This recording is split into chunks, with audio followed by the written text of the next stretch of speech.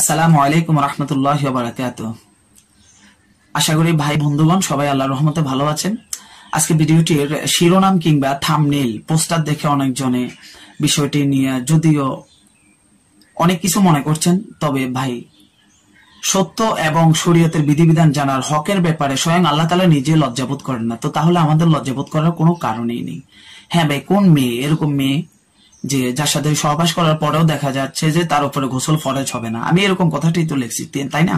হ্যাঁ, বিষয়তে তো সহজ উত্তর যে কোনো নাবালেগ অপ্রাপ্তবয়স্ক মেয়ের সাথে যদি কোনো ব্যক্তি সহবাস করে তাহলে ওই অপ্রাপ্তবয়স্ক নাবালেগা মেয়ের উপরে কোনো গোসলই ফরজ হবে না। তবে হ্যাঁ, সতর্কতামূলক এমনি গোসল করে নেওয়া তার জন্য ভালো, এটা উত্তম। তবে তার উপরে গোসল করা ফরজ কিংবা বাধ্যতামূলক নয়। এই তথ্যটি ভাই ফতোয়া স্বামী প্রথম খণ্ড 53 নং পৃষ্ঠা, ফতোয়া দারুল উলুম প্রথম খণ্ড 127 পৃষ্ঠা থেকে আমি এই মাসালাটি আপনাদের সম্মুখে আলোচনা করেছি। তবে আসলে লজ্জার বিষয় নয়, সবাইরই জানা দরকার বিষয়গুলা, শরীয়তের খুঁটিনাটি বিষয়। ভাই আমি এলমেদিনের এবং কি মাসালা মাসাইলের কিংবা এলমেদিন শিক্ষা করার ফজিলতের যে আমার ভিডিওটি ওইখানে আমি বলেছি যে আপনি একটি মাসালা শিক্ষা অর্জন করলে চাই আপনি আমল করতে পারেন না পারেন, একটি মাসালা শিক্ষার কারণে আল্লাহ রাসূল ফরমান যে আপনার আমল নামায় 1000 রাকাত কবুলিয়ত ফরজ নফল নামাজের সওয়াব আল্লাহ তাআলা আপনার আমল নামায় লিখে দিবেন। এই কথাটি বলেছেন কে? স্বয়ং বিশ্বনবী মুহাম্মদ আরবি সাল্লাল্লাহু আলাইহি ওয়াসাল্লাম। তো সেই হিসাবে ভাই নিজেও জানবো, অপরদেরকেও জানাবো। হকের বিষয়ে কোনো লজ্জা নেই ভাই, এই বিষয়টা অবশ্যই মাথায় রাখবেন।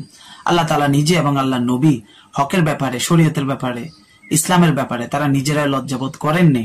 তো আমাদেরও তো উচিত যে আমরাও তাদের কি অনুসরণার্থে আমরা তাদের যে সঠিক পায়রবি করতে হলে আমরাও হকের বিষয় কি করবো না, লজ্জাবোধ করবো না। আল্লাহ আমাদের সবাইকে বুঝার তৌফিক দান করুক। ভিডিওটি ভালো লাগলে লাইক করবেন, এই সমস্ত ভিডিও পাওয়ার জন্য চ্যানেলটি সাবস্ক্রাইব করবেন যদি মনে চায় যে সমস্ত ভিডিও, এই সমস্ত ইসলামিক আলোচনাগুলো শোনা আমাদের দরকার আছে, তাহলে সাবস্ক্রাইব করে রাখতে পারেন। আর বাকি ভাইদের নিকট শেয়ার করবেন, আর কমেন্ট বক্সের মধ্যে আপনার মতামত আপনি জানাবেন। কোন বিষয়ের ভিডিও পেতে আগ্রহী আপনারা, ওই বিষয়গুলো অবশ্যই লিখবেন ভাই। তো আজকে ভিডিওটি এ পর্যন্ত। সবাই ভালো থাকবেন, সুস্থ থাকবেন, দেখা হবে আগামী ভিডিওতে।